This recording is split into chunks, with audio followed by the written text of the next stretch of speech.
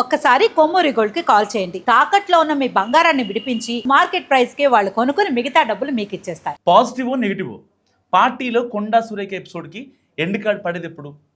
చిన్నారెడ్డి చర్యలకు మరి బ్రేకులు పడతాయా? వాళ్ళిద్దరి విషయంలో అధిష్టాన నిర్ణయం ఏంటా అని చాలామంది ఎదురు చూస్తున్నారు. నిజంగా వాళ్ళందరిలో ఫ్రస్ట్రేషన్ కూడా పెరుగుతుంది. ప్రస్తుతం ఇలాంటి చాలా ప్రశ్నలకు సమాధానాలు వెతుకుతున్నాయి తెలంగాణ కాంగ్రెస్ వర్గాలు. మంత్రి పదవి నుంచి కొండా సురేఖను, ప్రణాళిక సంఘం వైస్ చైర్మన్ పదవి నుంచి చిన్నారెడ్డిని తప్పించాలంటూ క్రమశిక్షణా సంఘం సిఫారసు చేసింది. పిసిసి చీఫ్ మహేష్ గౌడ్ కూడా నివేదికను ఏఐసిసి ఇన్ఛార్జ్ మీనాక్షి నటరాజన్కి పంపించారు.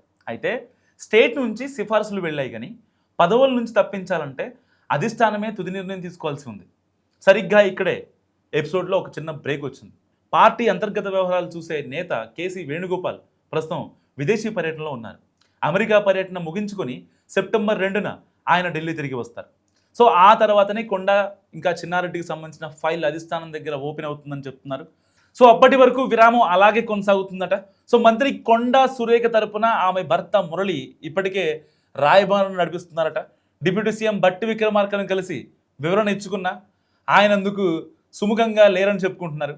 క్రమశిక్షణ కమిటీ తీసుకున్న నిర్ణయమే ఫైనల్ అని సీఎం రేవంత్ రెడ్డి ప్రకటించిన తర్వాత తాను జోక్యం చేసుకోవడానికి డిప్యూటీ సీఎం సిద్ధంగా లేరని తెలుస్తోంది.